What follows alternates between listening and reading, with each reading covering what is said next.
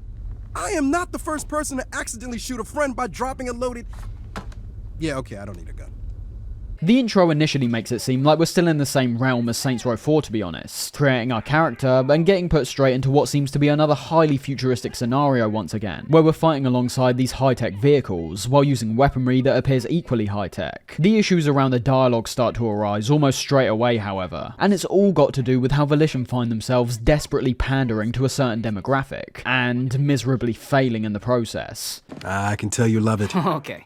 I don't have to love it, I have to pay my student loans. In the opening cutscene, we already get humour that's nothing short of cringeworthy. I've heard people describe this as fellow kids humour, a brand of comedic writing that purposely attempts to relate to a younger audience, and usually as a result ends up so off the mark that it's pitiful. This is one of the biggest complaints that's thrown at this game, and in my opinion, because of how stale and boring I find the rest of the game to be, it also remained the only thing that kept me genuinely intrigued while playing. Because yes, I do think the writing is awful here. I didn't find anything in this game even remotely funny. Almost every line of dialogue is being written like we're in a sitcom like The Big Bang Theory, and the characters we witness, including ourselves, fit in line with that as well. Alright, so what? We rob a bank? No. We rob a train. I don't know where this is going, but it sounds like my kind of stupid. As you would have seen from the examples I've just shown, I imagine many of you will be familiar with this fellow kids style of dialogue, and for it to be present in a Saints Row game is just utterly bizarre. It's the kind of humour I directly associate with modern day Marvel and Disney movies. Incredibly tame, inoffensive, and more often than not, it's attempting to appeal to a younger demographic. Almost all those qualities are the exact opposite of what the Saints games were doing before. They were oftentimes trying to be as over the top as possible, were purposely trying to offend at points, but it's that last one which I feel has always remained a constant. I agree with most of the criticism when it comes to the writing in this game, bar for one thing, and that's how people tried to say this was a new thing for the series, when I don't think it is whatsoever. From the first game all the way till now, these games have always been very pandering to certain demographics. I think it's more the fact that the manner in which they go about it this time led to a much greater outcry, because of the social and political implications that came with it. I've told you before, the idols are trying to build a post-capitalist society where money is not a concept. Saints Row 1 and 2 were most definitely pandering to the GTA crowd. In that instance, the pandering was more related to solely video games and what was popular at the time. Saints Row 3 and 4 broadened this pandering to a more cultural point of view. This is why we see things like the dubstep gun and superpowers in the fourth game, as both of those things were massive at the time. The reboot stays on this path of focusing on modern day culture, but this is where they should have looked at their biggest influence and taken some notes, because while the GTA games do the exact same thing, they satirize everything. They make fun of everything and everyone. The reboot, on the other hand, bizarrely takes a stance. It's not too long before you hear your character saying things in relation to capitalism, the economy, not being able to pay rent. Are we gonna make rent? We'll make rent. We just gotta be a little more creative. You have a job now. You could actually just take the loan. Eli, I don't do business with morally bankrupt companies. You worked for Marshall. All things that are still getting heavily discussed and debated. And looking from my personal perspective, I never have an issue with any of these things getting discussed, but it's the manner in which you go about it which is the most important factor. The reason why I assume so many people were incredibly annoyed by the dialogue in this game, much like I was, is because 1, the comedy is written awfully, 2, every single character I met was not memorable in the slightest. As I say, our main crew this time round is like something out of the Big Bang Theory, with how you've got a guy who never wears a shirt and a goofy nerd who loves wearing a bow tie. So many things feel completely out of touch and done to death. And finally, when it comes to those brief commentaries on things like post-capitalist societies where money is not a concept, I'm glad they're brief to say the least, because they mean absolutely nothing. Looking from the view of a developer who wants their game to be received positively and sell well, doing things like this is essentially a death wish. I feel there's too many real-world concepts and issues that are either discussed or alluded to in this game, and because not enough time is given to them, and with the writing on the whole being dreadful, you're not particularly going to please anyone. This isn't about people who use one-word phrases to denounce something they don't like. It's about you, as a developer who's making a product, giving people a reason to denounce your game. Thoughtless writing isn't unusual for the series, but you've got to be careful when touching on these kinds of topics. Because of everything I've just talked about, the game gave itself a stigma. It was seen as polarizing before it even came out, and even when disregarding the commentary side of the writing that we just discussed, the game does itself no favors when it comes to anything else. I found the humor to be awful. As I said, it's written like a lame sitcom. It cuts down on the more extreme elements that were at least distinct in the previous games, and merely replaces those things with more expletives, in the hopes that swear words will make you laugh. The game oftentimes finds itself in a position which the prior games would parody, like giving characters that remain clowns for the entire rest of the game some moments that are played off seriously, with some kind of emotional weight. And it has to be said, the extreme pandering to certain demographics is just painful to watch. I've spent more time talking about this side of the game than any of the others, and rightfully so I think. It's a part of the game that led to the most controversy, the most negativity, and arguably was the key towards its downfall. The only issue is that even if you move that part of the game to one side, which is already hard to do considering the story and writing was the main thing which gave the series an identity, the rest of the game isn't all that impressive either. The structure is exactly the same as it's been for the past couple games, so there's no point going over that. You've got the open world sandbox and the more linear missions, you get the picture. The world is arguably the most interesting switch up initially. Unlike Stillwater and Steelport, a huge part of the map is now made up of wide open deserts and mountains. We find ourselves in the southwest part of America this time, so while there are parts of the world that still present us with city environments that feature tall skyscrapers and modern architecture, there's also smaller towns located outside the city, which presents a nice contrast and a genuine sense of variation compared to all the other games that took place solely within a metropolis. The visuals of the game, while not being the best I've seen, can look pretty great at times. In terms of sheer fidelity, it's easily the best looking game in the series. Textures look crisp and clean. All the effects in the game, whether it be the massive explosions or dirt that's kicked up from riding off-road, look excellent. On the whole, the sheer destruction that's showcased is good as ever. While I still find the absence of features like a true gore or dismemberment system a bit strange, considering how important violence is with these games, there's many other small details I really enjoyed. Using the vehicles as an example, I like how you oftentimes now see the paint job of a car get scraped off the more you crash it, and when running them over with large vehicles like tanks, the manner in which they get crushed looks far better compared to before where they would simply explode. I do gravitate to the destruction in terms of things like the environment and vehicles, because aside from the greater amount of visual fidelity, there's nothing we haven't really seen before. As I said, some kind of gruesome dismemberment system would have been interesting to see, but I'd say that when it comes to the combat and the violence we see during gunfights, there's not any substantial change. The only thing I could potentially mention would be the takedowns, but despite looking stylish, they're essentially just a more lethal version of the takedowns we could perform before. I found the lighting and the shadows that are created from it to be particularly fantastic at points. Looking at some of the wide vistas we can observe across the world, I thought the warm tone that's presented from the beaming sun really enhanced the desert atmosphere that we can feel throughout the game. If I'm being totally honest though, I personally find the visuals to be essentially the only thing that truly excels in this game, and I'm not being hyperbolic when I say that. Outside of how the game looks, I find almost every other element in this game isn't just a disappointment when comparing it to the previous entries, but they're unremarkable in themselves. Starting with the activities, these have now weirdly been segmented into 3 different components, and while playing, I started having the feeling that this was being cynically done to make the map appear like it has more content than it actually does. If you remember, we had the activities, the diversions, and the collectibles, which realistically could have been placed in the diversions category anyway. Starting off, you'll see we've got the blue activities shown on our map like usual, but you'll now also see tons of these golden icons mixed in between. These are marking the collectibles around the map,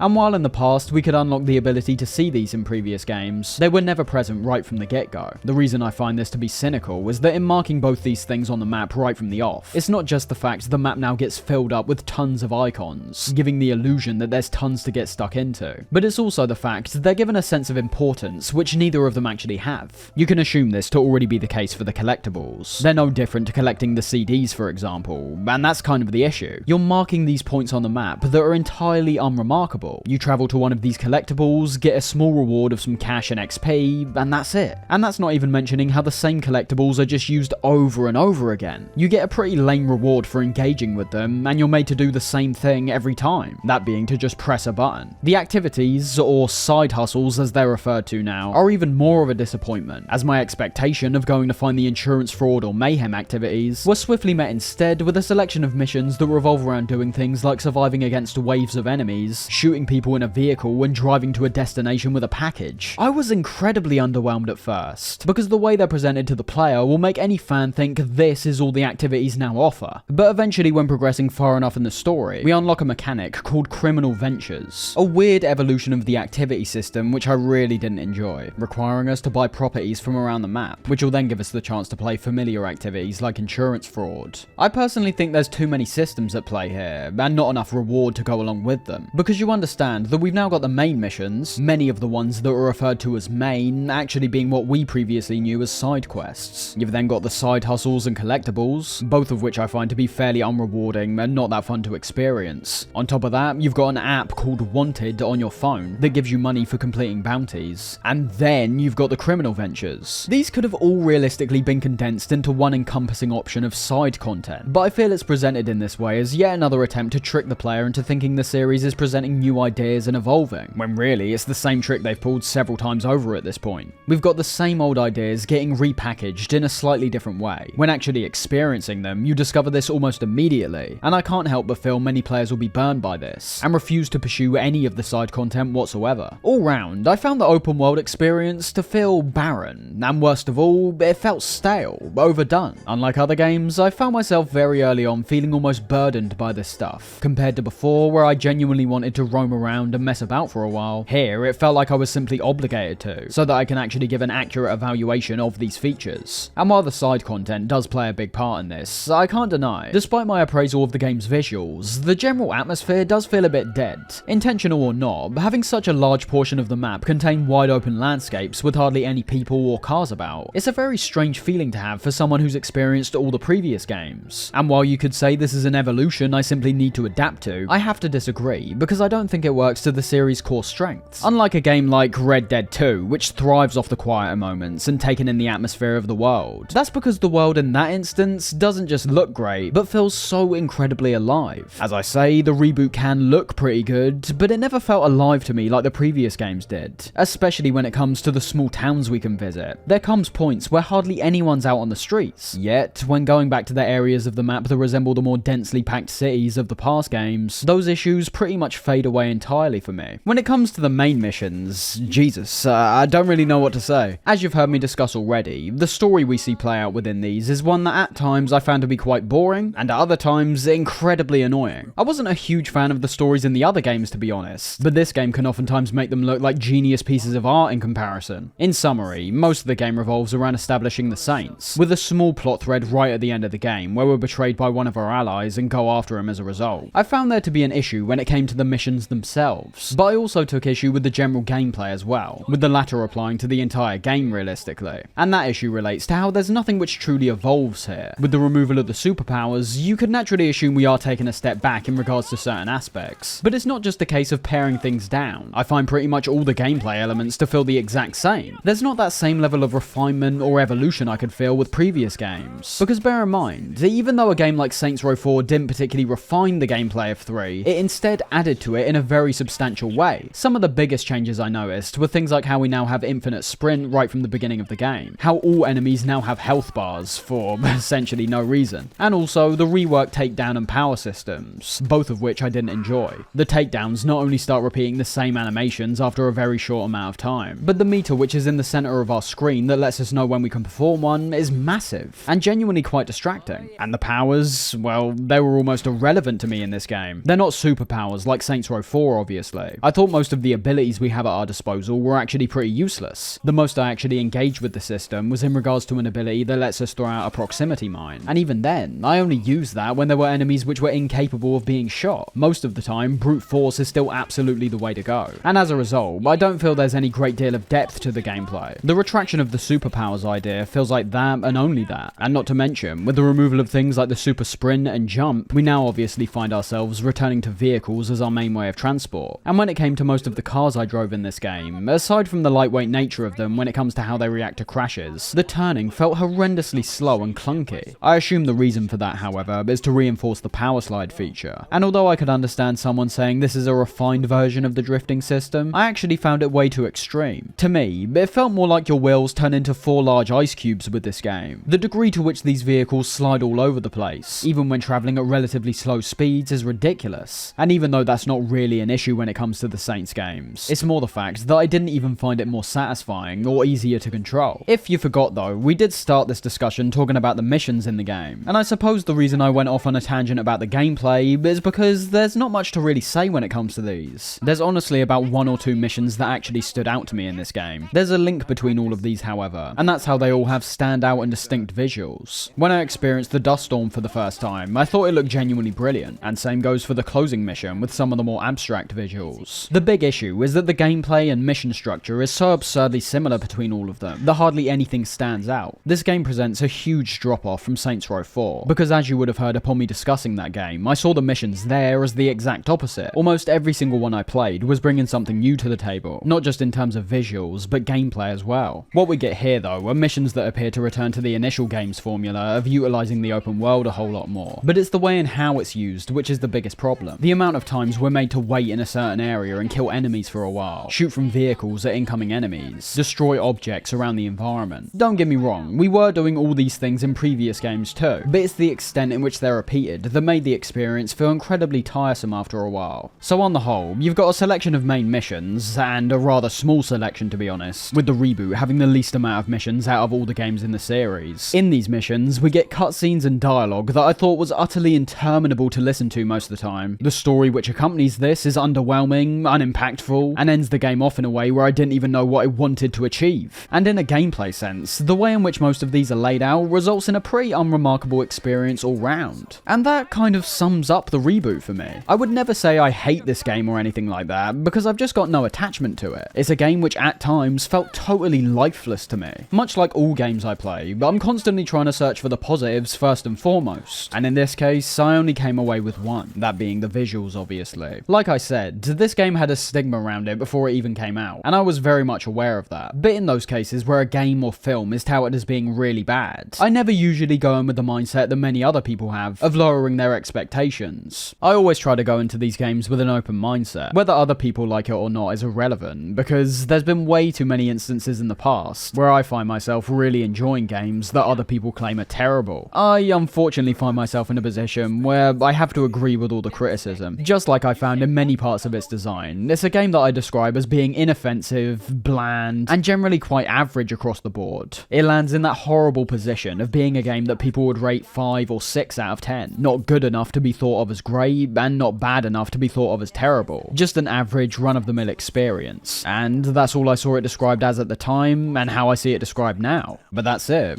That's how the Saints Row series died. Volition was shut down around a year after the release, and the IP rights now sit with a company called PlayOn, a subsidiary of Embracer Group, who's also the parent company to other video game studios like THQ Nordic and Crystal Dynamics. What started off as simply a GTA clone spiraled into a pretty bizarre and extreme series with a distinct personality. However, as we've seen time and time again, if enough innovation isn't being presented with each new release, players will get tired, no matter how loyal of a fan they may have been up to a certain point. This is what I see as the series' biggest issue by far, and while a lot of the blame is rightfully thrown at the reboot for killing off the franchise, I think this could have realistically been prevented, because bear in mind, they must have been fully aware of everything I'm bringing up after the 4th release. Why else do you think they left an almost 10-year gap between Saints Row 4 and the reboot? They must have known the formula was getting stale, intentionally backing off for a while and experimenting with Agents of Mayhem, before returning to the series in the hopes that factors like graphical improvements and nostalgia would get people interested. They didn't achieve that goal, however, and no matter how you look at it, that is all on them. Even someone like me, who was willing to give the game a chance, was left thoroughly disappointed once I was done. For as many positives I see in this franchise, and as many good memories that have spawned in my time playing these games, I think much more could have been done to sustain the lifespan of the series, as well as maybe even keeping Volition intact. I always feel there's been a lack of polish when it came to all these games, but that's actually a positive for me, as it gave the series a certain degree of charm. There's a strange problem I have with them, however, where in parts they appear to really try experiment around and push the series forward, while doing the exact opposite in other areas. Maybe this comes down to something like the budget and resources they had. I understand GTA and Rockstar have always been much bigger, but they serve as a good example when it comes to the worlds they both create, as that's arguably the most important part of an open world sandbox game. GTA, ironically, is quite similar to Saints Row in terms of the locations it visits. With the exception of GTA 2, the series has only ever focused on 3 different locations: Vice City, Liberty City, and San Andreas. What you'll notice, however, is that when looking at the versions of a place like San Andreas across GTA 1, San Andreas itself, and 5, they all look, feel, and play completely differently. And that essentially shows what I'm talking about with the Saints games when it comes to the extent of,